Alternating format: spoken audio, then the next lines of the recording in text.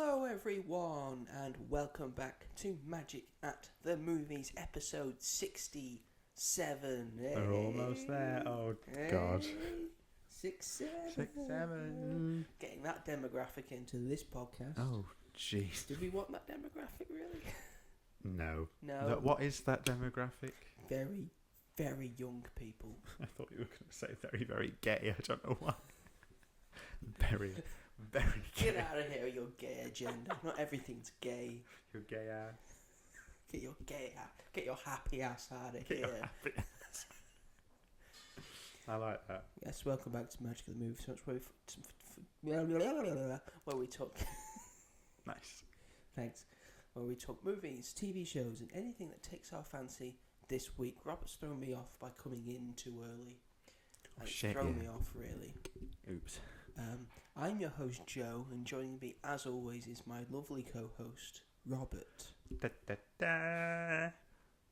There's a supervillain here. Hello. Da, da, da. I am the supervillain. Of... what Life. What universe are you from? 626. You're from 626? Yeah. Who's in 626? I am Doom. You're Doom? I am Doom. Doom. I bring the reckoning. But are you Doctor Doom? No, just Doom itself. Just Doom, yeah, because you don't have your doctorate. No, don't have a doctorate. Don't have magic. Don't have the cape. Don't have the armor. I mean, there's so many villains that have an actual doctorate or a PhD. Yeah. It's like frightening. They all use them. How many villains? Like all of Spider-Man's villains have a doctorate, basically. Not really. Not all. Doctor Octopus. That's one, yeah. What's it? The Green Goblin. Is Norman Osborn? He's got a technology degree. Doesn't mean he's got a doctorate.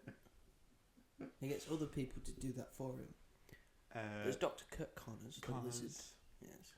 Sandman definitely doesn't. No. Electro has a degree, I'm sure. Doesn't have a PhD, and in the comics he's like a sort of a street level kind of guy. Well, I'm out of villains. Oh, yeah. Black Cat, is she a villain? Yeah. Anti-hero. She's like Catwoman. If you call God, Catwoman they really a villain. tried to subverse that, didn't they? Black Cat. Oh, I wonder who she's based off of. This is when we find out that she came first, but I doubt that very much. Mm-hmm. Anyway. Yeah, she did come first. Didn't think she did. Anyway, welcome back to Magic of the Movies, folks. Today, there wasn't really a big movie out, or any movie really that we wanted to see. I teased going to see the Andy Serkis directed animated film Animal Farm. You did. Why, Joseph? Well, it wasn't showing anywhere anyway, so... Optimism. The optimism was there to try and give us a new film to talk about. But then, life got busy and other things happened over the weekend, so we decided, because there wasn't really a big movie this past week, being that reason, the movie that we talked about last week has been going gangbusters at the box office. Yeah. It's been doing really well. We're talking about the Odyssey. Yeah. It's one of the big things of this year. One of the big things. Yes, it's going to definitely crack a billy. Yeah. By the end of next week, probably. Hopefully. Shout out to Toy Story 5, who's just cracked $1 billion. Well done, Toy Story 5. You earned it. Couldn't have happened to a nicer film. It'll probably have a bit of a drop-off from Wednesday. Oops. We hope, because we hope Spider-Man does it. Yeah. We need Spider-Man to do that. But because of that, we thought, because the Odyssey's doing so well, and because we've sort of got a free week, we decided to go through, because I don't think we've done it yet. No, we haven't. Our top 5 Christopher Nolan movies of all time. Dun, dun, dun. But before we get to that, our main topic of discussion, we are of course going to start off this episode like we start off every single episode of this podcast with our regularly recurring segment, which is starting right about now. Don't throw me off. This is my one thing that I can do competently every week. Then get some new things to be competent at. I give you opportunity after opportunity to do the end of the show. Yeah, and because of this complaining, and I'm getting you to the end of the show today as well. Anyway, do your bullshit. I feel like I'm back at school. Bullshit, how dare you? What have you been up to this week? Thank you, Robert. You're I'm gonna welcome. laugh so hard on you. I'm going to make you do the theme tune to the other segment within a segment soon as well. Oh God, I can't even remember. It's fine. It's fine. You just found me a lot, so I'm used to it. Story of my life, baby. Title of your autobiography. Yeah. I fail people a lot, but that's all right. Living on the wild side. Yeah, this is the section of the show where we talk about what we've been doing this past week, what we plan to be up to in the weeks ahead, whether that's watching a thing, reading a thing, playing a thing, doing a thing, making a thing, seeing a thing, or saying a thing. Bye, Howard. All of those things could be discussed in this section. It's So, Robert, how about you kick us off? What have you been up to this week?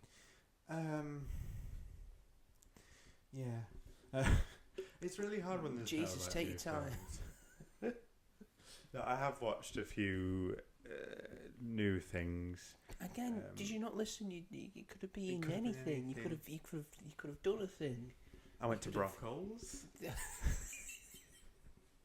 with a friend for a bit of a picky bit moment. Yeah, like a sandwich and stuff. Yeah, we did that. Have you been saying anything? Yeah, around my house when I'm on my own, I like to sing a lot.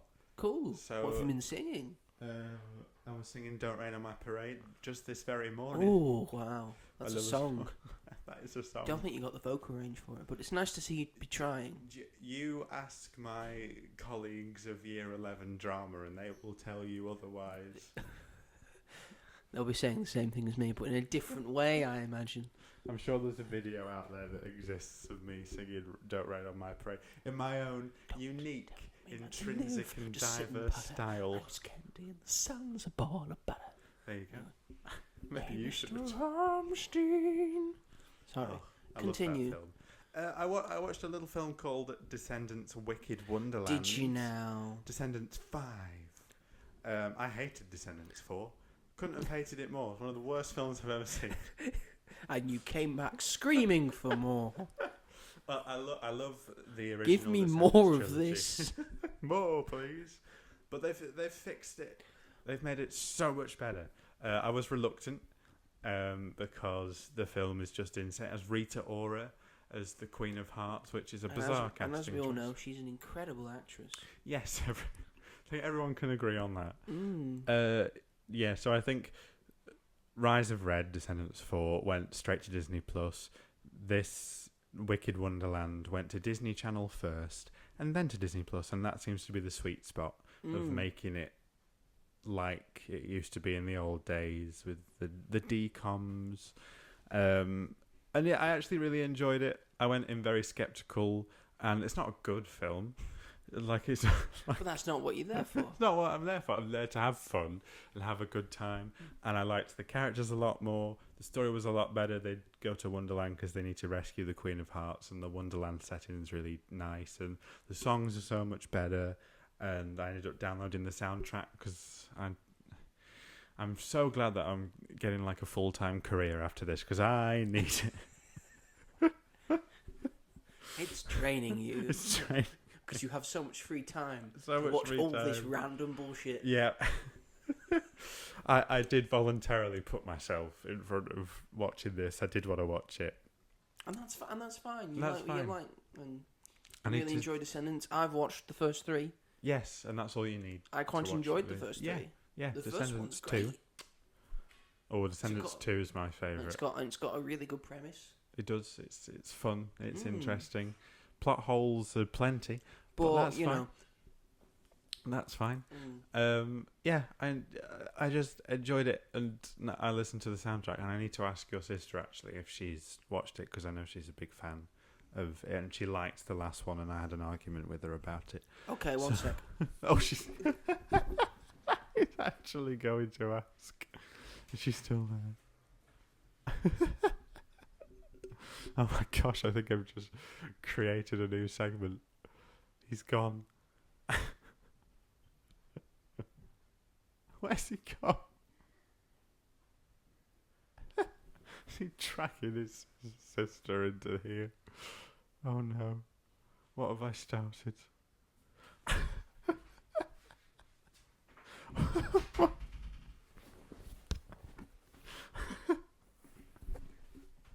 Can't find her. That was the most random. I appreciate the Thought effort, nonetheless. I thought I was going to like see her there and just shout out, "Have you seen Descendants? The new one!" I love that people listening will just hear you get up and leave for a bit. I love that. Yeah, I'd give it like a solid 6 out of 10 in general, which I think is pretty good for like a straight-to-TV film about like nepo babies in the Disney world. That's Netflix level. Yes, definitely. Straight to I'd Netflix say so. level.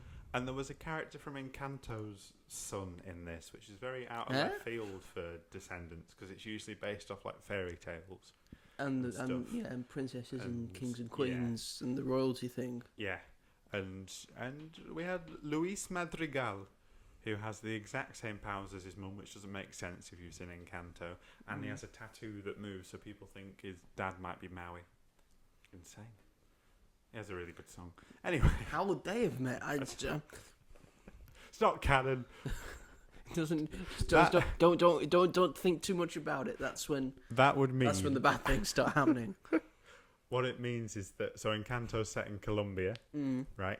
And the whole universe of Descendants is set in Oregon, which means like all the fairy tales take place. So that means that Colombia is in Oregon in this universe, because how else is a Madrigal there? So where is the made-up place? So Oregon is just like its own thing in its own space, and to like a character to be involved there, their kingdom has to be involved there. Right. So that means, and Encanto is set in Colombia. It's not set in like a magical far off land. So Colombia is in Oregon. The whole of Colombia. The whole of Colombia, the entire country. And they had colonialism as well as Encanto touches on. But yeah, Descendants Wicked Wonderland, if you like the original trilogy, you'll probably have some fun with this, because it's miles better than the horrible, horrible, horrible last one. And Awkwafina plays the Cheshire Cat's daughter, so that's fun. Awkwafina's in this? Yeah. The Cheshire Cat's daughter. She voices. So the is she a Cat's cat? daughter. Yeah, she's a cat. Okay, A thank CGI God. cat, you can imagine. God. This is the daughter of the Cheshire Cat. She's a woman. Do you not recall who the Cheshire Cat was? It's like Cats, but with Awkwafina. She's wearing fur, yeah. That's what Cats was missing, was an Awkwafina cameo. And this would have filled that hole. Yeah, so I watched that. I went to see the Odyssey again. So did I. For the second time. Brilliant. I took my dad. I saw it in Regulo. Oh, yes, yeah. Normal. And I actually think I enjoyed it a little bit more. See, IMAX means nothing. Yeah. Stupid. You're right. I was always right. I hate to admit you're right, had but the same enjoyment that I got the first time. Yeah. Sure, I was like more present in it, and I just felt like I was in it when I was in IMAX 70mm. Yeah. And I could see top of everyone's heads, and Agamemnon's hat really doing a number. And the sound was probably better, but I still had a very nice time. Yeah. I think it's still the same level of quality. 100%. I think I was able to be invested in the story a little bit more, and because the 70mm IMAX is just so damn big. Yeah, it's massive. Just, I think I was like more focused on that at times compared to like the story, so it was nice to just embracing that. And I took a friend to see it, and she really liked it.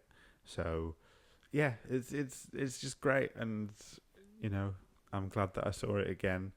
I'd quite like to get the Blu-ray of it when it comes out and have it on my shelf. I might get the 4K Ultra HD. Get the 4K Ultra. Oh, it might come with some goodies. Might come with some stuff. Stuff. You never know. Love it when things come with stuff. I want the horse. Yeah. Comes. It better come with a horse. The steelbook is just the horse. It's just a horse. It is. You've got to, Does this actually have the Odyssey in it? Or does it have a bunch of Or is it men? a bit of a Trojan horse? A figurative and literal Trojan horse? In HMV. It's just a massive Trojan. Oh yeah, this is for the unveiling of the DVD. Yeah. And then people are just sneaking in and taking DVDs when the lights go out. It's $24.99 for the 4K. And people are like, but they don't want people to actually buy it. Yeah. But it's only $24.99, so people are just like, who's gonna buy it? Who's gonna buy it? And it's like, you know what, I can't. Damn it. I can't fork out $24.99, not today. Or I'm just browsing, as most people in HMV are, really. Yeah. Which is unfortunate. It is. Which is why they keep going bankrupt. Because most people who go in HMV are just browsing. Yeah, it's a shame. But it's fair enough. I mean, because you can get it for free, so I understand why people aren't buying physical media anymore to save money. But also it is a shame that it's dying out a bit, but also kind of not. Yeah, it's had a boost in the first quarter of 2026. Yeah, which is nice. So hopefully we can keep that up. Let's keep it going, folks. Keep it going. Let's keep it going. And I watched a film that's just been put on Prime Video, which is insane that it's just been put on Prime Video because it only came out in cinemas at the beginning of June. So here we are. So it's Masters of the Universe, which I know. You did touch on it, didn't you? Yes, when we did yes. When we came back. Yeah. Because I've watched this one. Yeah. I went to the cinema. Yes. And I didn't pay anything because I got a free ticket. Yeah. Good. I was going to say, I think you were the only person. I did go out and watch Masters of the Universe. You did. You the only person, I think, that did. That went out. No, my theatre was pretty full. Oh, was it? Was yes. it actually? Full of old people. Yeah, okay, yeah, that makes sense. And trying to, get their kids into it. Yeah. And they weren't invested. No, because who our age is interested in Masters of the Universe? No one cares. Masters of the Universe is for old dead people. Old dead. That's how old it is. It's for old people and dead people. People who enjoyed Masters of the Universe when it first came out, they're dead now. They're old and dead. Oh, dear. I wish I'd had that experience with all the old. And even if that's not the case, people. Yeah. The people who are into Masters of the Universe, yeah, the age group, are not going to the cinema. No, they're not. They're staying in. Yeah. But now that it's on Prime, it's doing very well. It's got back into the Letterboxd top popular this week, in which it was in there for a week and then came out because no one was going to see it. It's number one on Prime, and it's been number one since Wednesday when it released. But it's just insane that that's the quickest I've ever seen a film go from theatres to streaming. It's absolutely mental. It felt like a treat being able to watch it at home, but they obviously didn't really have a lot of faith in it. No, that it was stick it on. They did similar with The Sheep Detectives. That's been on Prime for quite a while, that came out in May. Project Hail Mary they gave a bit longer because it was doing well. Yeah. So now we have Masters of the Universe. Woohoo! And I enjoyed it. I thought the action sequences were great. I thought Nicholas Galitzine, and unfortunately I thought person behind Skeletor was actually quite good, and gave it a lot of personality. And I just thought that there were scenes that would just catch you off guard with Skeletor that just made it for me, like the bit in the gym and when he's on a date. I just thought they were great. And when he's in the office. I liked Skeletor. He was probably the best character in it. He was better than what we thought he was going to be. It didn't need to be the actor that no, it was. It didn't. It really Anyone could have done that. Yeah, 100%. It's just a shame that he's behind it because they're not his real muscles. No, some muscle he's in a suit. It's not his real face either. Not his real 'cause it's face. He didn't need. The face is really very good, well isn't done. it? He's Yeah. got sort of the little like red pupils in the eyes, so he has more personality than he does in the cartoon. They really nailed like I'm it. saying it like I've seen the cartoon. It's your favourite. It's my favourite thing because I'm 60 years old. Okay. Anything else you liked about Masters of the Universe? Talking about Nicholas Galitzine, who's also in The Cheap Detectives. He is. Yes, he is. I thought he did a nice job. I thought, like, I've never seen Masters of the Universe, He-Man. Like, this is my introduction to it. Which I thought you'd be all over because it's about coming out as gay. Yeah, basically. Yeah, it's just an allegory for coming out. Yeah. Because he now has the power. Yes. And he's in his little... To be his true self. His little skirt. And his little skirt. And his nipples are showing. Yes. He looks like the costume's He looks really great. good. The thing that lets it down a bit is that sometimes it's great. And like I think the action sequences work really well because they are different. And I like that they're a bit cartoony and it just makes it a lot more fun and interesting. I think it's just like the story is just so like, like Skeletor wants the swords, like we've sent you to Earth, you come back, you rediscover it. It's Superman like all over again. It's a poor man's version of Thor Ragnarok. Yeah, you're right. That's exactly what it is. I need the sword. You don't need the sword. Oh, I don't need the sword. Great. How about that? So what was I'll that use all the about? sword anyway.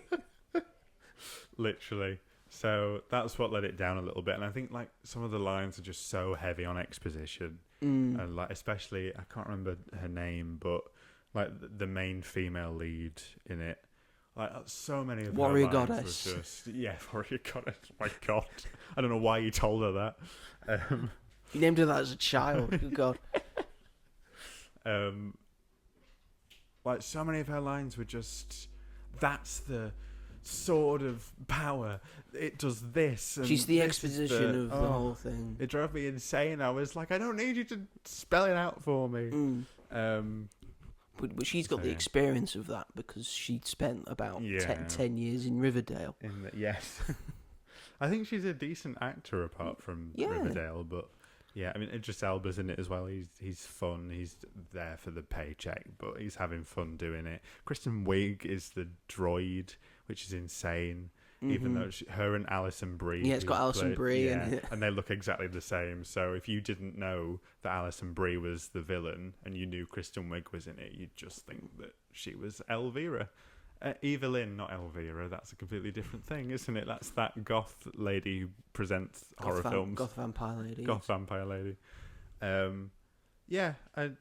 It's too long. Like it's 2 hours and 20 minutes. It can't decide whether it wants to be faithful and serious to its source material, or whether it wants to have a joke with it. Yeah, and I don't think make up your mind. Yeah, I don't which think one you want to do. Right in live action, it's too cartoonish and too out there to be taken seriously in a live action format. But I mean, and it hasn't really worked because no one saw it.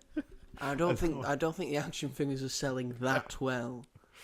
So, I mean, we might get like a stream. I was in a Smith's the other day. It's taking up a very small portion of the boys' aisle. Oh my gosh! Whereas you got like wrestling figures that are taking up like two big bits. Yeah, it's just a tiny little rectangle. Massive of the universe. That's just essentially He-Man action figure, Skeletor action figure, Skeletor mask, the sword. Yeah, that's great. it. You should have bought them. Why? I've never watched Masters of the Universe. This is my first experience watching Masters of the Universe. I didn't even watch the revived Netflix show that Kevin Smith was behind. Oh yeah, great, wonderful. It's a dying property. Anyway, so that was that. Netflix or Masters of the Universe? Not Netflix. My God. They tried. If this came out 3 years before, in the height of Barbie, might have done all right. Better. But this is very much Hollywood not taking the wrong idea of why a specific thing was successful. Yeah. They saw Barbie and didn't see it was successful because it's just a feminist dream. Yeah. instead thought, toy. Make more toy. G.I. I'm getting a Joe. Matchbox film in October. Ridiculous. Who the fuck remembers Matchbox? It's your granddad's Hot Wheels. You thought this audience was old and dead. And Hot Wheels is your dad's thing, because your thing is the Pixar cars. That are ludicrously expensive for a single car. Getting a Matchbox. It's like £7 for a Pixar car. £7. £7. And this is also while I was in Smith's the other day. Yeah. It's like a Lightning McQueen or a Tomater, $6.99. Yeah. Where you can get a box of 5 Hot Wheels for $7.99. Oh my gosh. That's mad. It's mad. Brands. Stupid. Anyway, carry on. Yeah. That's Masters of the Universe. I'd give it like a 6.5 out of 10. I didn't think it was awful. I didn't hate it. Yeah. No, it's just. I don't know why we spent so long talking about it. I don't know. I think because we just like missed out on it so much, and now that we've both seen it, it's stalkers flooding out of me. Yeah. And I watched a new little comedy series called Android. Yes. With Diane Morgan and my Sue mum Johnston. has also watched this. Yep. It's very, very much that demographic, I think. Mm-hmm. And I enjoyed it. I didn't enjoy it as much as things like Motherland or like Philomena Kunk in terms of like other Diane Morgan-based things. Where it loses it for me is the stuff with Diane Morgan's Linda, who is the robot who looks after Sue Johnston's character. Sue. I met a friend yesterday and we were just saying that to each other all day. Sue. And yeah, she has to take care of her loads of pandemonium ensues because of course it does. And their stuff is great. Their scenes are great. So funny. Diane Morgan is... You genuinely forget that it's her. It's just that good of a performance. It's from what I've seen, it's a very good performance. Yeah, just the mannerisms, the comedic timing, it's just brilliant. And Sue Johnston is great as well. But there's this whole fucking subplot with Sue Johnston's son, Michael, who plays Kevin in Motherland. And I just found him so insufferable, and he gets his own dedicated like screen time and storyline, and it's just not funny. He's a terrible person. It's just all... I hated that. I was like, this doesn't need to be here. I'm here for Diane Morgan and Sue Johnston. This is a waste of time. There's no like full circle moment for his character either. It's just, he's just terrible. He's so annoying. Imagine Kevin from Motherland if he was a horrible person. It's too much. Couldn't stand that. But the rest of it was great. Yeah, it's all right. If they do a second series, which they probably will, because it's like a lot of people have been talking about it and it's been all over like social media in the UK anyway, obviously. I hope that they just keep it to them and he's in it a lot less. But apart from that, it's really good. If you want like a light-hearted, you know, it's the typical like 6 episodes, half an hour each. It's great. And there's some really nice stuff about getting older and Sue Johnston's character's grieving the loss of her husband, and its stance on AI is a little bit confusing, which I didn't appreciate. And these days you cannot be confused on what your stance of AI is. It's just there's a scene where she uses like the voice of the deceased husband and like creates a message using the voice, and it's not actually him. And I personally just think that that's a very dangerous thing to mess with grief like that. And they present it as like, especially when you don't have someone's permission. 100%. And in the show it's done really positively, like it's a good thing. But I just think I should have stayed away from that because it's dangerous. I totally agree with you. Don't want to go down that rabbit hole. But apart from that, when it's not doing that, when it's not focused on the silly son character, it's a really good show, and I would watch it again. But yeah, apart from that, I've booked some tickets to see High School Musical, the production that's starting off in Manchester. High School Musical, the musical. The musical. Starting off in Manchester. Not High School Musical or High School Musical, the musical, the series. Or High School Musical, the series, the special. Just special. High School Musical, the musical. High School Musical, the musical. Just in case anyone is confused. Anyone's confused. I'm so excited. It's for a friend's birthday. Based on High School Musical, not High School Musical 2 or High School Musical 3. No, it's just the or first High School one. Musical, the series. No. Or High School Musical, the series, the special. The finale. The movie. The movie. It's just Cruise the first Control. one. Cruise Control. Starring Sandra Bullock. It's just the first and one. not Keanu. Yeah. It's going to be in London, I think, towards the end of the year, but they're starting it off in Manchester. Yay! Well, they're starting it in Manchester. Yeah, at the Lowry. That's cool. And it's an official. It's Disney's High School Musical. It says on the ticket. So I'm very excited, and it's got someone from High School Musical playing the drama teacher, Miss Darbus, in it. So I'm very excited. Who do you think it's going to be? Or do you know who it is? Oh, it's I don't know if you remember Martha from in Stick to the Status Quo. She's like, I like to pop and laugh. Oh, it's her. That's cool. Yeah, she's perfect. They released a clip of it, and looks like she's doing great. Oh, I'm so excited. It's just dancing. Sometimes I prefer it more on homework. And it's really cool because on the stage they've got bleachers, and you can pay to sit in the bleachers on the stage. I mean, it's near enough £100 per ticket, so I didn't do that, but it was a very cool experience for people that are going to be sat there. But yeah, I'm so excited. But that's everything from me. Just, streaming things basically this week. How about yourself? Well, for myself, personally, deep down, I've been doing some reading. Mostly reading. I'm quite far on 007 First Light. Yes.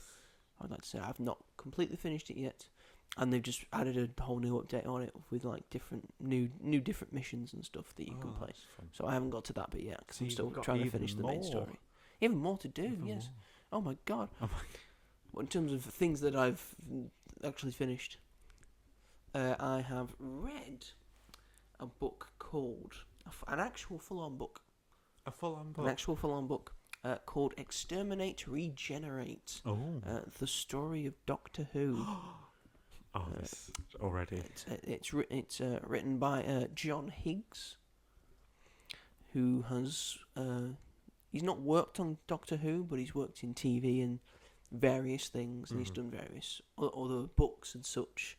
Massive Doctor Who fan, been a Doctor Who fan for all of his life, and he starts off the book by saying he was doing an animated thing, and then they had the narration done by Tom Baker, and he had the pleasure to work. He was so proud that he had the pleasure to work with Tom Baker, and he tells a story of him going to a pub with Tom Baker and having a drink with him. And Tom Baker just wanting to tell stories. Which is kind of what Tom Baker is like. He's like a storyteller. He likes telling stories and stuff.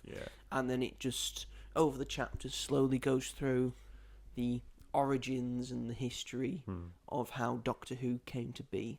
A show that's been running for over 60 years. It's I think the longest established piece of science fiction in the popular medium that we know today. It's older than Star Trek. It's older than Star Wars.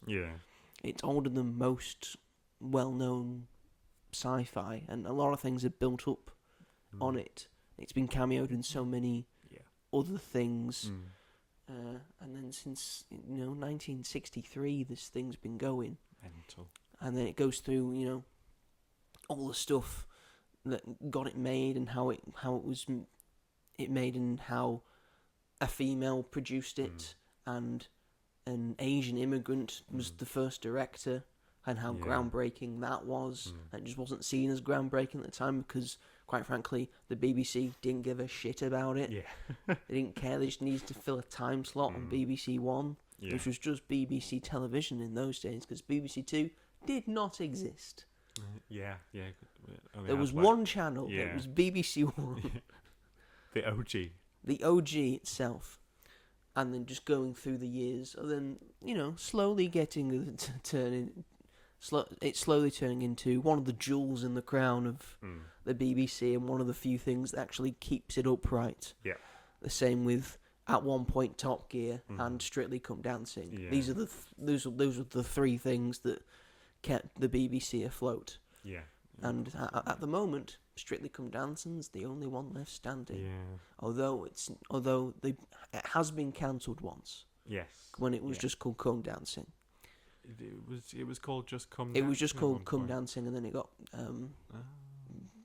rebranded. Then it got cancelled for like 10, 15 years, and then it came back as Strictly Come Dancing. Nice. So it goes through the Hartnell years and Troughton and John Pertwee, and then it goes through what he considers the three golden ages of Doctor Who, which is early 1965, which is known as Dalek Mania, when everyone just became obsessed with Daleks and Dalek stuff, and that's how we got the two Doctor Who feature films. Yeah. Doctor Who and the Daleks and the Dalek Invasion of Earth. Which is just a mental separate thing. Doctor Who's played by Peter Cushing in those films. They're just retreads. They're filmed versions of episodes of Doctor Who. Like the Daleks' first appearance they turned that into a movie, and then the Dalek Invasion of Earth, which was episodes, they turned that into a movie. The next golden age is late John Pertwee era, Tom Baker era, who did 7 seasons. Yeah, he was there for years. He became the Doctor, essentially. And then its sort of sordid relationship with the BBC, and them just during Classic Who years, not liking Doctor Who. No one gave a shit about it. No one cared until its eventual cancellation. Which the Colin Baker years weren't helped by. No. Which is not Colin Baker's fault. No. Although his Doctor is very aggressive. Very aggressive and does not suit his outfit. No. Which I think is most people's problem. Yeah. It's too much. But Sylvester McCoy, I do like Sylvester McCoy. The good. TV movie, of course. Paul McGann. With Paul McGann. And then the rebirth of it. And all the stuff Russell T Davies had to go through, and then you've got all the stuff with Eccleston and Tennant and Smith and Capaldi, and going through the Moffat era and it's when reading it gave me a new insight into the Chibnall years. Oh, nice. And his work with Jodie Whittaker, and because I was an adult at that point, or like a late stage teenager, I wanted Doctor Who the way I saw Doctor Who, the Doctor Who I grew up with. Which had started to become more mature audiences, teenage stuff. But Chibnall brought it back to what it was meant to be at the start, which is a show for kids. Yeah, it does feel like that. So eventually I will get back round to rewatching the Jodie Whittaker years, and maybe I'll have a newfound respect. Yeah, because I've always respected, because there's a lot of episodes in the Jodie Whittaker years that I do enjoy. Yeah, I think are very good. Yeah. But I may come back round to them with a new level of respect. I think it's just for the episodes themselves, not a newfound respect for Jodie Whittaker, who I always enjoyed. Oh, of course, yeah. Like, because Capaldi, like, especially the end of Capaldi's era, like, those episodes are insane. Some of the best episodes. I think it went from, like, that, like, peak of storytelling, and it was very much, like you said, for teenagers and more grown-up audiences. And then I think it was because like Chibnall's era sort of brought it back down to where we're used to such like pristine prestige storytelling, and then it did like dip in quality still. Like there are some stinkers in 13's era, which is a shame. But when it goes through the ratings of the first episode of Jodie Whittaker. Had a record high in terms of ratings of people viewing it, of seeing the first female Doctor, and how important that is for people. 100%. Just like seeing Judy Gatwa as the Doctor is an important thing. Yeah. For young black kids to see themselves, and people in the LGBT community as well, to see that as well. And then the LGBT community, who is always a fervent supporter of Doctor Who. It's a very big thing in the community, is Doctor 100%. Who, and pretty much always has been. Yeah. He goes into the fact there's a very large gay contingent of Doctor Who fandom. Yeah. Which 100%. Is lovely to see. Yeah. I love seeing that. And it was just a joy to read Yeah. on seeing the history and the inside stuff of what is my favourite show of all time. Yeah. That sounds like a very good read. Yeah, Very I've interesting. got it if you want to borrow it. Oh, that'd be lovely. Because I have read it, and Yeah. and it's a physical copy, so Yes. that's the thing about physical copies. I could just lend it to someone. There we go. There you go. Example of physical media. And then after I read that, I read a sort of quick little thing because it's a comic book. They're easy to read. Because me smart. I read a relatively new sort of graphic novel, or sort of It was a limited issue series called Superman: The Kryptonite Spectrum. Stop it, Maple. Maple, get down. Maple, get down. Leave it. Sorry, folks. The dogs are being annoying. Maple, come here. Maple, come here. Come here, Maple. Okay, silent treatment. Going out. Leave us alone. Yes, Superman: The Kryptonite Spectrum. It's a 5-issue limited series, which is all about Superman has found an asteroid that has come from Krypton. So he wants to get ahead of the curve of seeing, and it's got some kryptonite that he knows, because I don't know if you know, kryptonite doesn't just come in green. It comes in lots of colours, and they all do different things to him. They all do different things to him. She wants to play. Just throw the teddy. Throw the teddy. Throw it out the window. Throw it out the door. Throw the teddy. Throw the teddy. There we go. And there we go. So the green kryptonite hurts him. Mm-hmm. Red makes him rageful, gives him some rage, uncontrolled stuff. Yeah. I believe and there's a black kryptonite and I think a gold kryptonite. I can't remember what black kryptonite does, but gold kryptonite makes him lose all his powers. So these are the ones that were known going into the comic. All the canon ones, because there's loads of other ones that they don't mention. Like I know there's a pink kryptonite that turns him gay, which is different to the indigo kryptonite, which turns him fabulous. These aren't canon. Oh, okay. Okay. I was going nice to know. What comic is that? The pink kryptonite gay one, I think you can tell what era that's from. Damn it, they're not canon. Yes, but on this asteroid there are some new strains of kryptonite that are on it. There's a cobalt one. There's a new indigo one. What does this do? There's the different colours that I can't remember at this point in time. But he collects the asteroid before Lex Luthor does. And decides, I need to test out what these do, so we can counteract it. So he calls up Batman and says, I need your help with this. You're the only one I trust with this. Yep. And so they go over 5 issues of Superman testing out various kryptonites on himself. Oh, that's fun. One of them turns him big, the other turns him small. Oh. If the one that turns him small, if you put some radiation to it, then he gets younger. Oh God. One of them gives him a massive rash. One of them's a rainbow kryptonite. It's not actually kryptonite. It's a message from the 5th dimension. Wow. The realm of Mr. Mixie Pitlick. Sorry, just say that again. Mr. Mixie Pitlick. Mr. Mixie Pitlick. If you're having trouble pronouncing his name, are you going to be surprised how it's spelt? Oh God. Oh, he is an interdimensional imp from the 5th dimension. I feel like I might have seen him before. The same dimension where Batmite is from. Right. I think I might have seen him before. So they have an issue where they're in the 5th dimension. Right. Okay. Oh God. Where imagination's a big thing. Yeah. And all that. And then at the end, a big confrontation with Lex Luthor. Yes. So he's made his own kryptonite man and he's using all of the new kryptonites.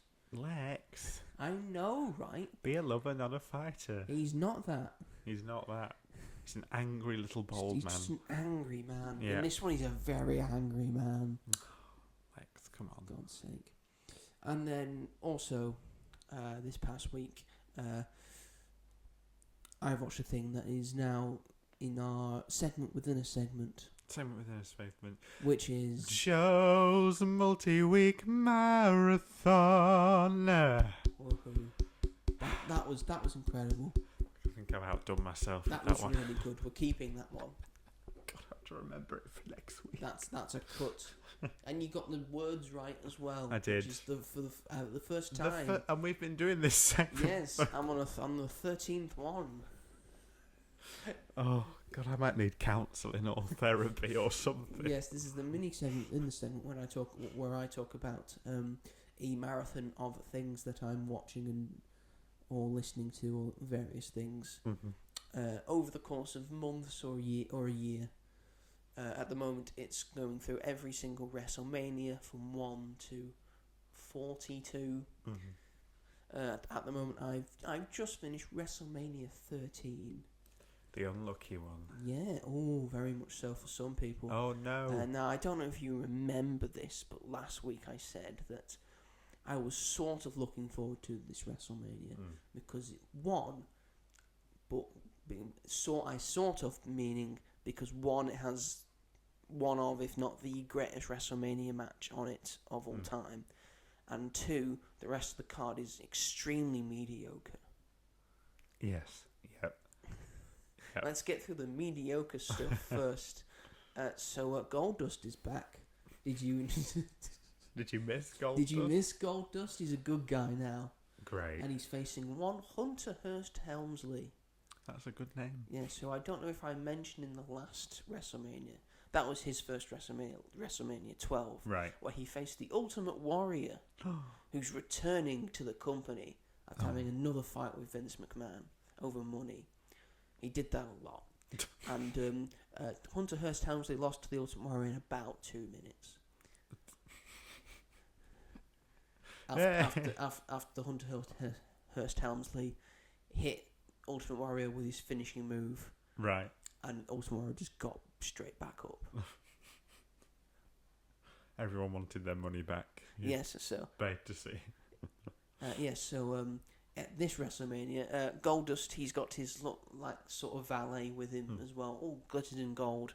And Hunter Hearst Helmsley, he's hired an enforcer for himself.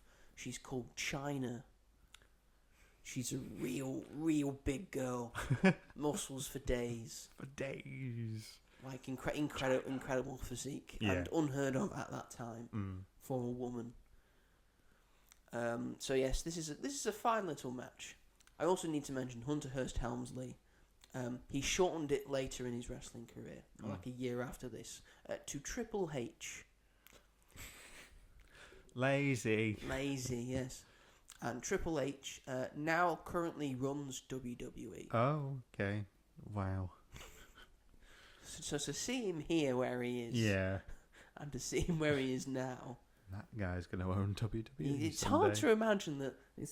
That's the one. Did he set up the Netflix thing? He was around it. Yeah. Right. Okay.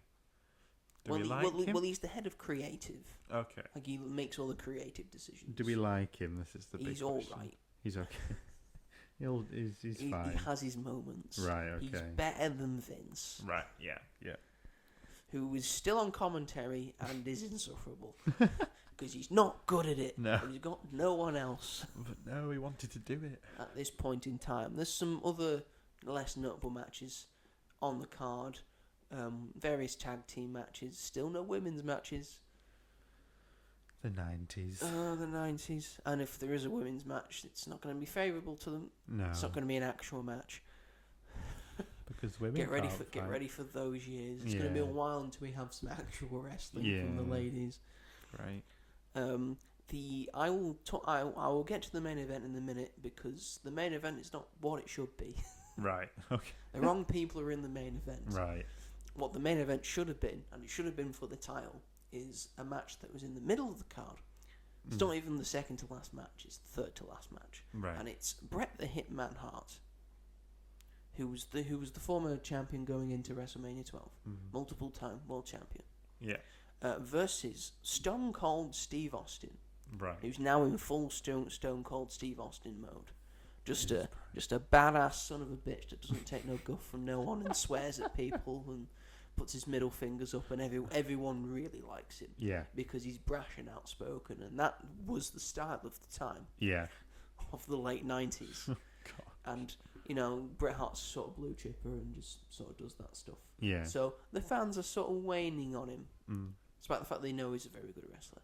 So it's those two who have been feuding for months, and both have cost each other the world title, which has led to the fact that neither of them have the world title going into WrestleMania. Right. And they're having a submission match. And in this submission match, anything goes. Anything goes. The only thing you need to do is make the other your opponent submit. And as we know, Bret Hart's finishing move is a submission. So he's probably got the upper hand on this. But Steve Austin doesn't play fair. Doesn't play by those kind of rules. And he takes it to the street. He takes it outside. Makes him brawl. They have a full on drag out brawl. It's brilliant. It's absolutely excellent. We're back on track. Yes, and these two go back and forth. Brett starts targeting Austin's leg. Austin's got a knee brace. Eventually, Austin has two knee braces at the end of his career. These two batter each other from pillar to post. Yeah. And there's a point near the end of the match where Brett sends Austin hurtling into the barricade, and Austin's head is busted open. Oh dear. He is bleeding. Oh my god. And then we get a few more minutes into the match, and Austin's now got the upper hand, and he's using one of the cables on the outside of the ring to light things up to try and strangle Bret Hart. He's sort of on the outside, he's on sort of the apron, because that might make him submit, you would think. But Bret has grabbed the ring bell. Oh my god. And then decides to smash the ring bell into Austin's head, which sets Austin up for Bret to put in his signature sharpshooter submission. And it looks like Austin, everyone's going to think, oh, Austin, this is the end of the match. Austin's going to tap. And Austin's struggling, and you could just lift his head up, and the blood is just pouring from his face. It's such an incredible shot. Yeah. And Austin tries to get out of it. He does everything in his power. But Bret keeps it on. He can't get out of the sharpshooter. And Austin passes out from the pain. He does not tap. He does not give up. Because he would rather pass out or die than to give up to anyone, least of all Bret Hart, who he hates. So Bret Hart wins the match. Yeah. But everyone's sort of clapping and cheering for Austin. Yeah. Because he's shown some intestinal fortitude there. Yeah.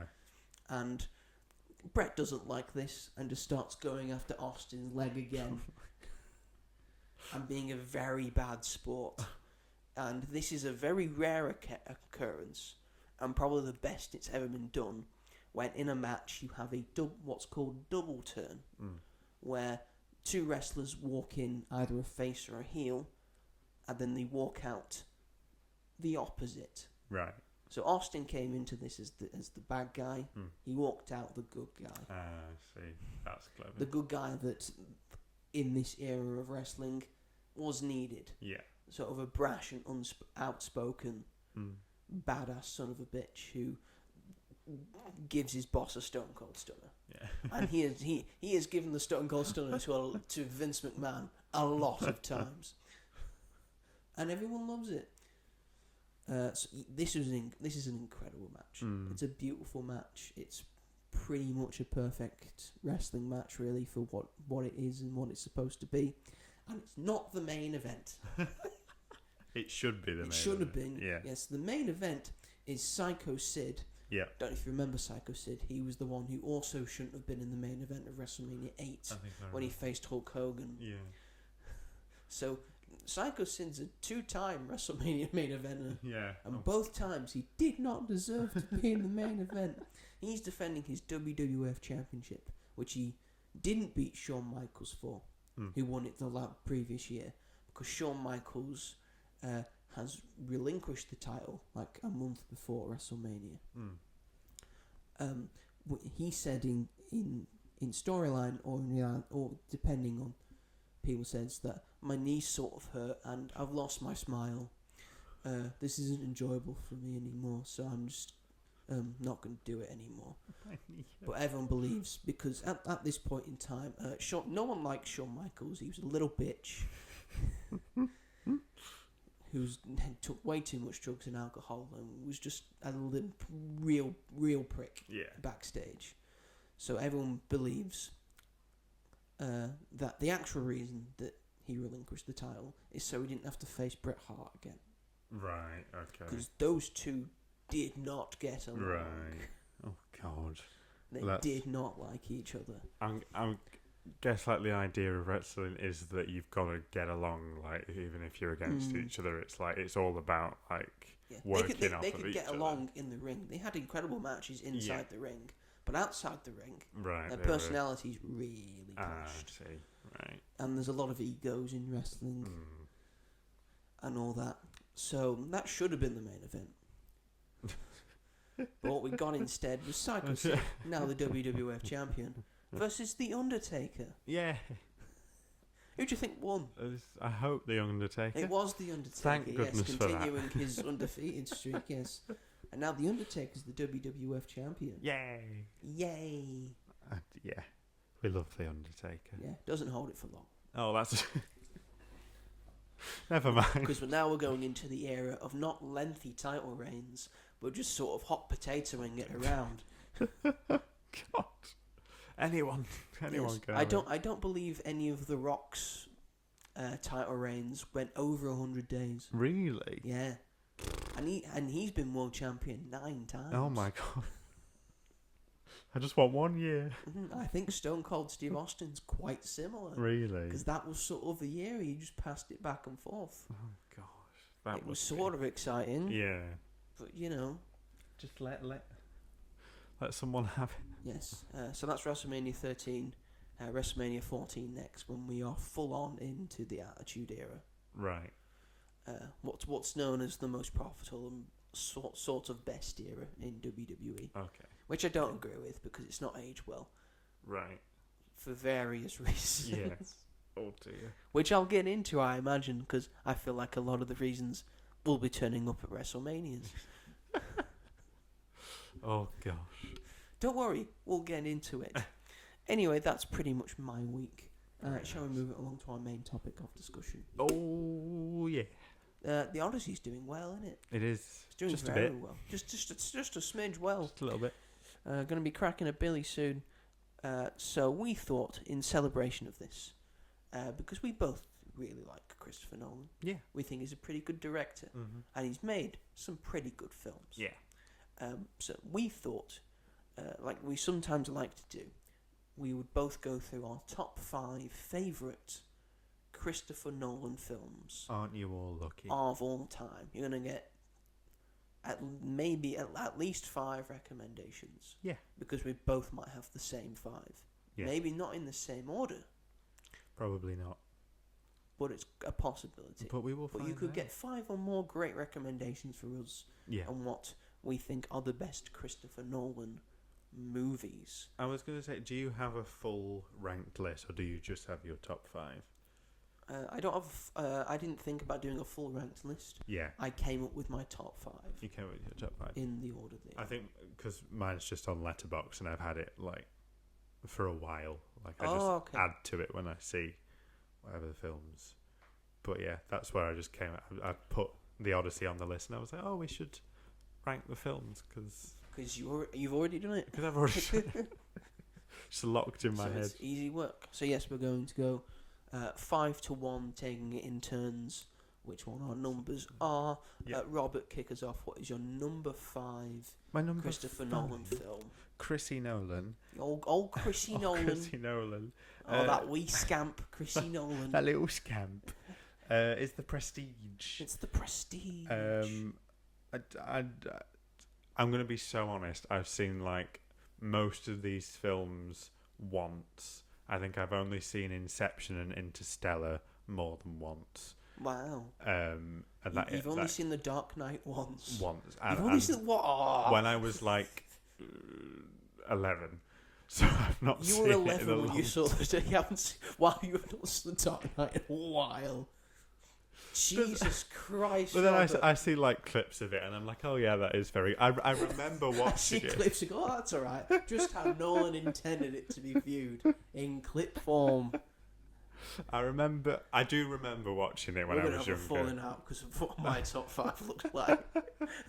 I do remember it though. I remember it made a big impression on me. Like I couldn't stop talking about it. Like I remember seeing my family the next day and being like, "Oh, me and my dad watched The Dark Knight last night," and like scenes stuck in my head. But anyway, Prestige. The Prestige. Yeah. So like I don't remember like a whole lot about it because it was like I think it was in COVID when I watched it for the first time. Yeah, it was.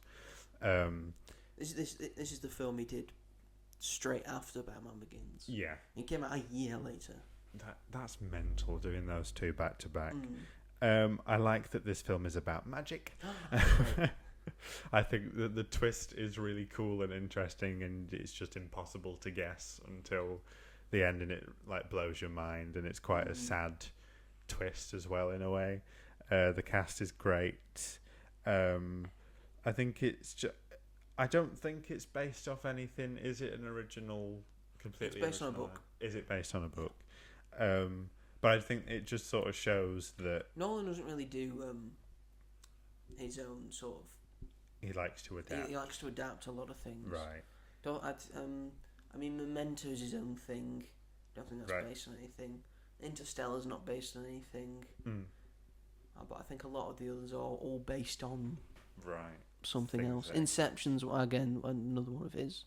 Right. But I think if anything, this film just proves that like he can take really anything and make it interesting and make it as pristine as it is. And yeah, I wish I had more to say because I don't fully remember it and I haven't seen it in 6 years. Yeah. And it's still quite a grounded film. He's still sort of a grounded filmmaker at this point. He's gotten very epic and grandiose in the past few years, which makes sense. He's been given more budget bigger budget after bigger budget, which is what you have to do. Yeah. And he makes epic, grand scale, incredible pieces of filmmaking that everyone wants to go and see. Yeah. So can't knock him for that. Yeah. No, definitely. But I will continue talking because my number 5 is also The Prestige. Well, hey. It was a close run thing between The Prestige and Memento. But I think I do prefer The Prestige. The chemistry and the between Hugh Jackman and Christian Bale, I think is really good. I think Scarlett Johansson's really good in this. Another stunning Michael Caine performance, as he always is in Batman, in all Nolan films, not just Batman movies. In this, even his little voice in Dunkirk. He's really good in that little voice in Dunkirk.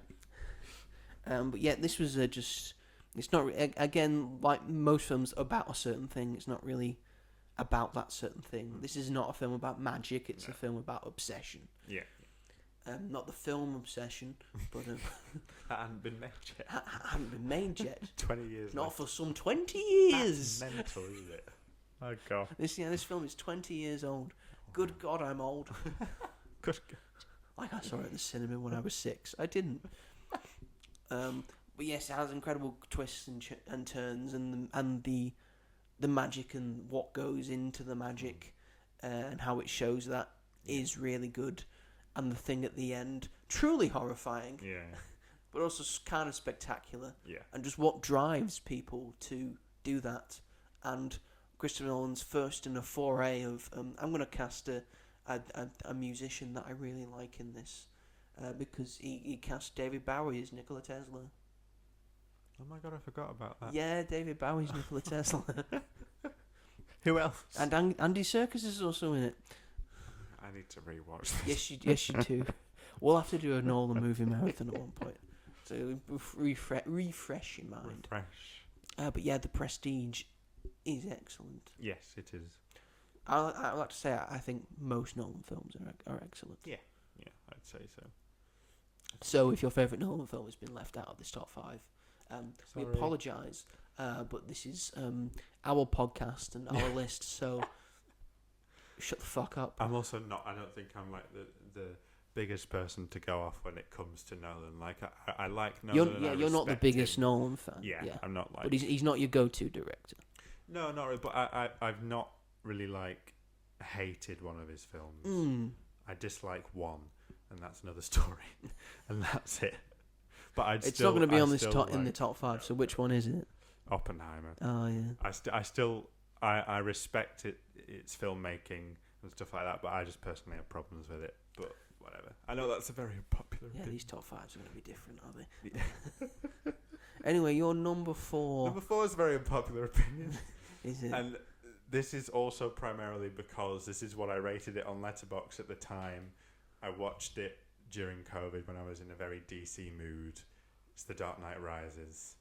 I know. Batman Begins is not in this top 5. Spoilers.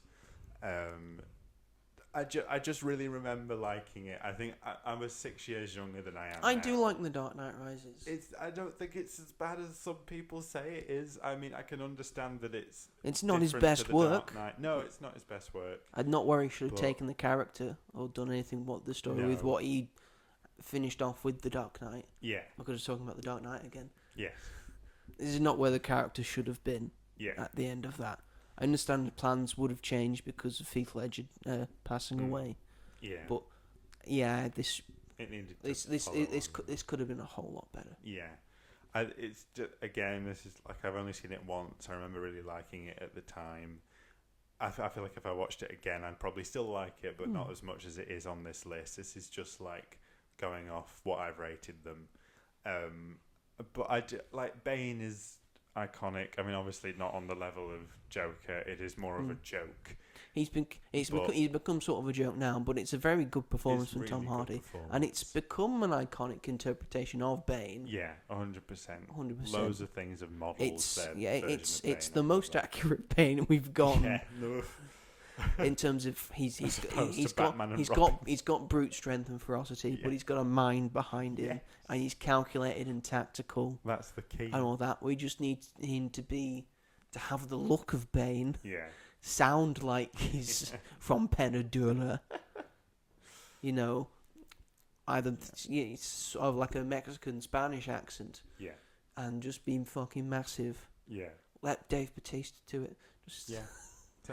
He should. He wants to. Yeah, he should. He's perfect for it. And I quite like Anne Hathaway as Catwoman. I don't think she's as good as Zoe Kravitz or Michelle Pfeiffer, but I think she does make it her own, and I quite like.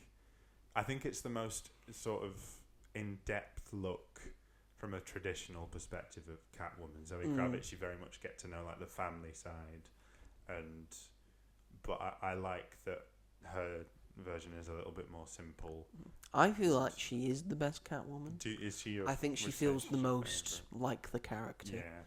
I also understand that Zoe Kravitz isn't going to be in the Batman Part 2. It's such a shame. Which is a shame. But I think the next time we saw her as Catwoman, she would be more like the character because she was going through a certain thing in the Batman. Whereas in The Dark Knight Rises, she has all the mannerisms and what she's after, and the fact she's a jewel thief, but she's doing it to try and get herself out of it. She's trying to get her friends out of it. Yeah. And she has the quips, and she's flirtatious, and it feels more Catwoman. Yeah. And Michelle Pfeiffer, I don't like. That breaks my heart, but Catwoman. I can understand. It's not comics accurate. It's odd. It's its own thing. Yeah. I like the costume. Yeah, the costume. I think the costume's cool. Yeah. I mean, it's the same thing with Olivia Newton-John. How the fuck did they get her into that? And how did she get out of it? Scissors. Like get Edward Scissorhands on. Just rip it out. Yeah. But yeah, what's your number 4? My number 4 is Dunkirk. Dunkirk, you bastard. I don't think there's any Scottish people in this. I don't know. I don't think so. You just like saying Dunkirk. Even though it's in France. Yeah, I think this is a sort of underrated, slept-on Nolan film that came out in 2017. So I was really getting into watching films at that point, and this is sort of the point where I realised Christopher Nolan is one hell of a director because I sort of enjoy everything he does. I like quite a few of these films. He messes with time and sort of the positioning and the narrative, and this has a sort of one week, sort of 12 hours one day sort of thing with the various different things, and then sort of coalescing towards at the end, with them just colliding with each other. I think works really well. It really showcases how Nolan's able to build at the start, so then you have an extremely satisfying third act, which he's incredibly good at. Yeah, his third acts are normally the piece de resistance of most filmmaking. This has some incredible performances in it. Some very. I didn't mention The Dark Knight Rises. We got an appearance of a very young Glenn Powell in that as well. Oh, yeah, Glenn Powell's in it. Now you have to rewatch it because Glenn Powell's in it, and you'll see that's fucking Glenn Powell. This is really good. Again, another appearance of a musician that he obviously likes because Harry Styles is in Dunkirk, and he's all right in Dunkirk. Sorry, I'm not a fan of him in like any film. I love him. I absolutely love him. This was his first acting role, and he's pretty good in it, I think. It's got Mark Rylance in it, Tom Hardy, another Cillian Murphy appearance. Yeah. Kenneth Branagh, I think, is great in this. And just has the tension and the suspense, and his version of a World War II story, I think, is very good. Yeah, definitely, very, very. It feels like a classic. Like when it came out, I remember people talking about it that it was just like an instant classic, and when you watch it, it very much feels like it is an instant classic. Yeah, it's very hard to fault. This will, I think, this would be in most people's top 10 World War II films of all time. Yeah, up there with Saving Private Ryan. Yeah, probably will be. It's a good one. It's a good one indeed. Your number 3, Robert. My number 3 is The Odyssey. The Odyssey. Yeah. I mean, we've talked about it extensively. It's brilliant. It's I think it's the first time like I've experienced like a Christopher Nolan film, like as it's come out in the cinema. Now that I love film a lot, and being able to enjoy it and see it twice and find new things within it, it's very like the pacing's so well done. It was even better watching it second time round with the pacing. I think it worked so much better. Everyone's really good in it apart from Tom Holland. He's not bad. He's just not my favourite. Sorry. Because you can't get past the fact that he's Tom Holland. Yeah, that's your only problem with it, because you just see Tom Holland. I just don't think he. I don't think he stands. I think other actors could have made it their own, and I think I just see him as, just because like he doesn't look any different. He's not really doing anything different. He's got curlier hair. Yeah, I guess I hated his like final like look with the crown. I thought he looked terrible, but whatever. Aside from that, that's not his fault. He was given that crown. It's not his fault. We don't know how Matt Damon looks with that. No, he wouldn't look. It was just like a gold band around your head. Yeah, it looked stupid. But regardless, it's great. It was ancient Greek times. You know how hard gold is to find. Let alone mold to your head. Let alone mold it around your head. Fucking hell. Very true. Got to give them their dues. Yeah, I was blown away by it the first time. Blown away by it equally the second time. I mean, my reference is like Oppenheimer. I didn't enjoy. Tenet was probably the first time I'd seen a film of his in the cinema, which I enjoyed, but the sound confusing. Is insane. It's confusing, and you can't hear anything. You can't hear anything. Most confusing film I've ever seen. So it was nice to go into one. When I watched Tenet the second time with the subtitles, I enjoyed it more. Love that. But yeah, it's just fantastic. What's your number 3? My number 3 is Oppenheimer. Which I think is an excellent film. I think it just gets everything right. Just a calculated just look at someone's life and the repercussions of that person's actions, similar to the Odyssey, in a way, but in a sort of a more intimate but grandiose scale. In a way, Cillian Murphy finally gets the leading role after many supporting roles in Nolan films, and he knocks it out the fucking park. Yeah. He is incredible in this, as is a lot of people in his supporting cast, especially Emily Blunt, who is, as we know, great in all things, great and small. No matter what role she has, she's incredible in everything. She can do anything. Matt Damon probably earned his leading role in the Odyssey after his stellar performance in this as well. And then just a cavalcade of just, oh, there's that guy. Oh, there's that guy. It's a very good, oh, there's that guy film. Including Agamemnon himself, Benny Safdie. Oh, dear. And Jack Quaid. Jack Quaid's also in it. Yeah. And Florence Pugh as well. The only reason that this film is R-rated. Yeah. For various reasons. And I like Florence Pugh. She's not the best thing about this film, but I really like Florence Pugh in everything. She's really good. A stellar talent. I remember watching this on Barbenheimer Day. I watched Barbie, then I watched Oppenheimer. Yeah. Was that a mistake? I don't know. The dessert and then the whiskey. To wash it down. But I think because I watched it on that day, it made it feel more special and big in my mind. Right. I did watch it a second time in the cinema as well on another time. But it felt as like when I went to see the Odyssey, it was an event. It was a thing that people were going to. People were excited to see, and that made me more excited to see it. And it elevated it in my mind. And the fact that it also blew me away in terms of being an excellent film, I think just says a lot in my mind for it. That I mean, it's only third, but I think that's still it's difficult for me because I think Nolan is my second favourite director of all time. This is very difficult. He's only second to Edgar Wright, who I love and adore.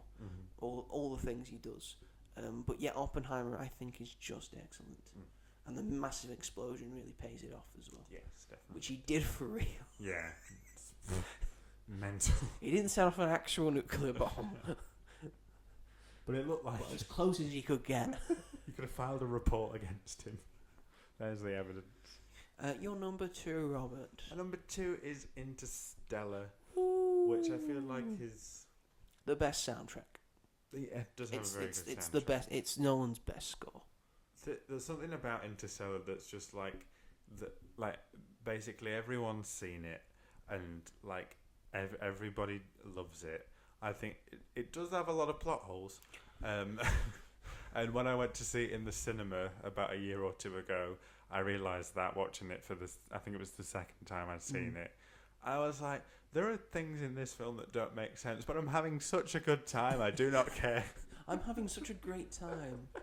And I think that ultimately, I think films impact me more when like I've like enjoyed it a lot. Sometimes I'm just not in the mood to like sit and analyze and just. I think Interstellar just works as a great blockbuster. Obviously, it's got like loads of hidden messages, and you could pull it apart and analyze it and things like that. And it's got my favorite bit of analysis and like sort of a little thing is when they go onto the water planet. Yeah, we all know which one. Yep. And they know it's gonna. The time dilation is gonna fuck them up. Yeah. And the score, because this is why Hans Zimmer, full credit to him. This is why it's Nolan's best score for any film. When they're on the water planet, there is just a subtle ticking in the score, right? And the ticking is supposed to represent one day on Earth. Really? So you sort of know how long it's taking for them.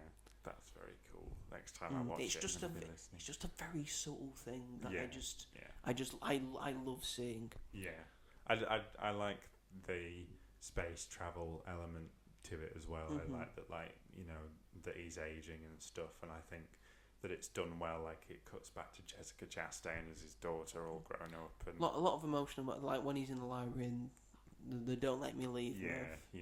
That broke me. That was. And McConaughey sells it incredibly well. I don't know why McConaughey's not been in another Nolan film. I think he should be. It definitely should be. This is definitely my favourite thing I've seen him in. He's just... I just really love... Oh, he's excellent in Dallas Buyers Club. That he is really good in that too. I just love his character in this. I just think, like, he's everything that you want from a leading man. He's so, like... You just instantly attach to him, and you just feel every emotion that he feels. And it's obviously stunning. It's, you know, I mean, Anne Hathaway sort of... Oh, look, it's Anne Hathaway. Oh, look, it's Anne Hathaway. Oh, look, Matt Damon's here. Oh, look, another... Michael Caine again. What's Timothée Chalamet doing here? What does Michael Caine say at the end of the film? No one knows. No one knows. But, like, Anne Hathaway, it's the typical Nolan female role. She is, like... the emotional one, the one that's asking all the questions. So can be a bit frustrating, but also loads of films are like that. He's not the only culprit. He's not the only culprit. And he does put women in every film. He does put women in every film. That's true. I would just like someone to give him some notes about his female characters. That's all I ask. But aside from that, it's glorious. I love it a lot. I will probably watch it a good few more times in my lifetime. And yes, what is your runner-up? My runner-up is The Odyssey. The Odyssey. Yes, it's gotten that high already. It might be recency bias, but I don't care. I thought this was exceptional. This is I'm going to keep this short because we've already done an episode on it. This is the pinnacle of this story. This story will never be done as good or be told as well again. Everyone in it is incredible, in my opinion. I think Tom Holland does a good job. It's got a great supporting cast. I really like John Leguizamo. I mean, Mission Zach have got a new thing to talk about in Leguizamo-rama. Can't wait for that episode. Matt Damon's exceptional as Odysseus. Anne Hathaway, again, exceptional as Penelope. Again, all the practical stuff it does, all the effects are great. The moment-to-moment stuff that it does. People are kind of shitting on it by saying, oh, they're just running back to the ships. But I kind of enjoy the fact that a lot of the times they are just running back to the ships. It's really... I find it quite fun. So they just have to flee all the time. But, like, put them in that situation where they see land and they're all cold, hungry, tired, starving, whatever... Like, they see land, so they're going to go and see what's on that they island. need to find food. Yes. Where is food? On land. It's not their fault that most things on those islands are trying to kill them. Yes. It's not their fault. Sometimes it is their fault. Sometimes it is, but it makes it fun. And it's the main reason for the story. Yeah. And just the idea of the moral of the story being that you should always be kind to strangers. I think is an important lesson, and it looks incredible, and it sounds incredible, and it's really good in IMAX 70mm. But if you can't get tickets for that, which I know you can't because it's sold out for multiple weeks, you can just watch it in regular. It's still the same. It's fine because IMAX don't matter. No. And it's been confirmed. You can watch it anyway. Yeah, you can, and 100%. You'll still get the same. Yeah. Hear that friend Sam from uni who gets a raging hard-on for IMAX, sees every big thing in IMAX, is so excited to see Doom Part 3 in IMAX. You're wasting money, mate. As I've always told you, you'll get the same experience. Yeah. Take that, Sam. Take that, Sam. Who do you think you are? Who do you think you are? You really good reviews and great radio show that you've got. I'll tell you. It's a student radio show, so it doesn't matter.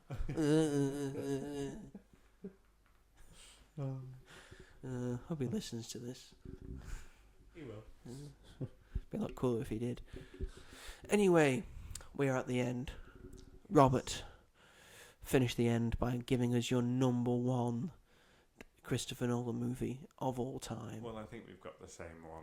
Do we? Despite the fact that I saw it once when I was 11 years old. And you still think it's the best? I still think it's the best. That's how good this film is. Yes. 3, 2, 1. The Dark Knight. Yes. It just speaks for itself. I mean, It's I know perfect. I haven't seen it all the way through more than once, but I couldn't not put this number 1. Of course. It's my Why else is Letterboxd there? top 4. Yeah. You imagine if you were like... This is my Letterboxd top 4, but I think this is better. I really think Tenet, really. Oh, yes. Tippity top. Oh, dear. Yeah, I mean, you're more qualified to talk about it than I am, because, again, it is in your top 4, and you know, you've obviously seen it multiple times. But from what I remember, I just remember having that sense of being like, I was at the age where it was like really cool to watch stuff like that at that age. Like, I was just young, like just below the age then. Because he was 12, you were breaking the law. It was 12. That film should be a 15. I'm sorry. We got a That's Blu-ray so player. dumb. We got a Blu-ray player for the first time. Yeah. And it came with The Dark Knight on Blu-ray. A Oh, Blu-ray I dear. still have. Yeah. And they just my dad started to play the first 5 minutes to see if how the Blu-ray worked. Yeah. And then he turned it off Oh. because I wasn't allowed to watch it yet. Because I was 8 Oh, okay. or 9, whatever it was. That's a lot. And I was like, no, keep it on. I want to watch It's it. Batman. It's Batman. All I've known is fucking Batman Begins and Batman and Robin. That's all I know. Let me watch a really good Batman movie. Well, you're allowed to watch Batman Begins, but not The Dark Knight. Well, we had Batman Begins on DVD. But it's the same age rating. I'd argue that Batman Begins is like scarier than The Dark Knight It with is, the yeah. scarecrow. But I didn't watch Batman Begins as much because I was more infatuated by Batman and Robin. The nipples. It's colourful. The ice skating scene. Or kill the dinosaurs. The Ice Age. Chill. And I mean, Uma Thurman's nice to look at. But 8-year-old Joe knew where it was at. I knew what I stood on. Redheads. Redhead. Kind of crazy redheads. But I'll never forget witnessing Heath Ledger's Joker at that age. Like, it's burnt For the first time. I know exactly where I was sat in my house. I know, like, I can just picture the TV, and obviously, like, the pencil scene is forever iconic. So I know sheets and sheets of lines of Heath Ledger's Joker. I've watched this film so much. Of course. How about a magic trick? I'm gonna make this pencil disappear. It's gone. And isn't it insane that at the time people thought that he was miscast? Yeah, And people they always were think that. So They unsure. thought Christian Bale was miscast. They Yeah. thought Michael Keaton was miscast. They Mhm. always think everyone's miscast And- because they want one specific thing, yeah, and if they don't get that thing, they think, oh, miscast. yeah. I'm gonna let you talk about it for a bit because the other dog is whining. I don't know why. Oh, poor Mabel. Maple, even. Not Mabel. Not Mabel. That is not her name. Yeah, it's just miraculous that it went from all that chattered. Like, it's similar to nowadays. Like, with anyone that gets cast, there's always a precedent around it. People are always unhappy with it, and it's the fact that that was still happening back in 2008. But luckily, he proved them all wrong, and he won. And he won the Oscar, sadly, after he passed away. Did the role lead to him? No. He's shaking his head. But he was already, like, ill at the time, I'm guessing, when he was filming. And so, it's just tragic. Well, it was a little while later after. I'm back, folks. I think the dog's also now just gone off to whine again, but oh well. Just hopefully you just can't hear it. But it was a little while after he died. It was a little while after filming The Dark Knight. He'd like done like a sort of journal of stuff that had like sort of got him into character. Yeah. But unlike Jared Leto, when he was on set, he just went, "Great scene, everybody," and just. When like cameras were rolling or they were about to roll, he was in character. Yeah. It was kind of frightening for extras and stuff. But again, an incredible performance. Mm-hmm. Probably, I think most people would agree, probably the best of the 21st century. 100%. You could argue, yeah, and it does alienate Batman a little bit. But I think Christian Bale is still able to give some power to the character. Yeah, but just imagine if Batman wasn't involved, like it wouldn't be the same. Exactly, yeah. It is about him for the most part. Yeah. And he still has a lot of cool stuff to do. And his suit's a lot better because he can turn his head for the first time in history. Yeah, they got the fabric right. They're finally able to do that. In it great.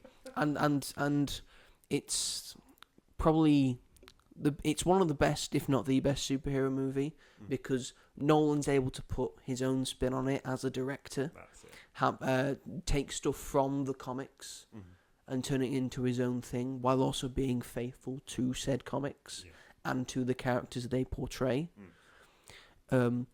Which is, I think, a fine line that a lot of superhero movies find it hard to go through. Definitely. There's only a select few that are able to do that. I think Infinity War does it well. Yeah. I think The Winter Soldier does it well. I think Logan is very good at it.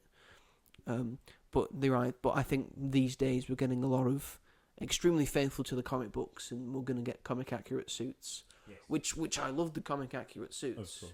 Don't get me wrong, but I think we're losing the idea of paying homage to the comics that they're from, but then putting your own spin on it in a way, which is what The Dark Knight is. Yeah, definitely. And what makes it stand out, I feel.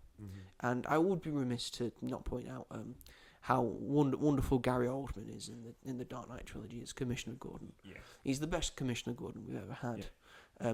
We only got a little snippet of J.K. Simmons as Gordon, who could have been a good Gordon if he was given more to do. And we've only seen Jeffrey Wright in The One, but he could be a pretty decent. He's looking like a pretty decent Gordon. Yeah. But I mean, it's The Dark Knight. It was always going to be The Dark Knight. It speaks for itself. It speaks for itself. Everyone knows its name. Yes. And they shout it from the rooftops. The Dark Knight. It's The Dark Knight, everyone. Look how dark this night is. I can't see a star in the sky. It must be cloudy. Who is this It's character you've created? It's such a dark, dark night. As the dogs bark, it doesn't make the night any darker. 'Cause the night's already real, real dark. 'Cause it's the Dark Knight. Glenda from down the road. This is what I'm calling it. How do you know it's a woman? Could be a man. That's a good Dogs point. don't fight. No, dogs. Everything's fine. Holly, See- it's fine. see, Maple, it's fine. Maple prefers Batman Begins. And Holly does not agree. I prefer Batman Begins. I think it's got a better story. This is not helpful. I don't like it when Batman can turn his head. I want him to look straight. I don't want to know about his trauma. I like what his cape looks like. I love that Liam Neeson, me. He does it for me, he does. Supposed to be an Oh, Asian character. The least Asian person you could have got. That was the style at the time. One of the dogs is attacking Robert. Don't make fun of Batman Begins. How dare you? I've not even been alive for a long Yeah. time to know about it, but still. I think we need to end it there before Robert gets eaten to death. Yes, is that the show, Robert? I think that's the show. Thank you everyone for watching and listening to this episode of the podcast. As I promised at the start of the episode, Robert is now going to send us home as best way he can because he wants this responsibility. Of course I do. Over to you, Robert. If you've enjoyed this episode, please feel free to give us a like, comment and share. Don't get distracted by the dog. Please consider subscribing as well if you're listening or watching on the YouTubes. We are also available. Where else are we available, Joe? If they want to listen to this on a different provider. Oh, well, if they want to listen to this on a different provider, Yeah. Robert, on various podcast providers, you can find us on Spotify. Yep. You can find us on Apple Podcasts. Oh, You can find us on Amazon Music. You can find us on Sony Podcasts. Yes, it's a real thing. And anywhere else you may find your podcast, give us a listen there. Yes, indeed. Thank you very much. We're also available on Instagram. I am robghall. And I am the Mighty Joe 888. Oh, It's yeah. a different thing. Don't think about it too much. Unless you want to think about it, if you are that way inclined. If you want to. Then by all means. Go ahead. We're also on Letterboxd. I am robonfilm. I do like little longer reviews that you probably don't have time for. But are very good. Thank you. That's kind. And I am Ginge 101. I do quippy phrases and one Which I sentence always enjoy. reviews. And they're having another go. Still on the Batman debate. Yes. Holly thinks The Dark Knight Rises is the best, and Maple thinks Batman Begins is the best. But they're both wrong. They're both very wrong. Next Maple, week. stop it. Oh no! Stop it. We're going to talk about Spider-Man next week. Next week we are going to be Spider-Man talking Brandon about the next best hero, Yes. or the best hero, depending on how you are inclined. Marvel's Batman, essentially. No one's Marvel's Batman. Well, If Marvel's Batman's popularity. technically Moon Knight, Oh, if you think about it, that was not taken off. unfortunately. But yes, Spider-Man Brand New Day. Spider-Man Brand New Day, Yay. very much anticipated. Looking forward to it. Definitely. Looks great. So, be anticipated for that episode next week.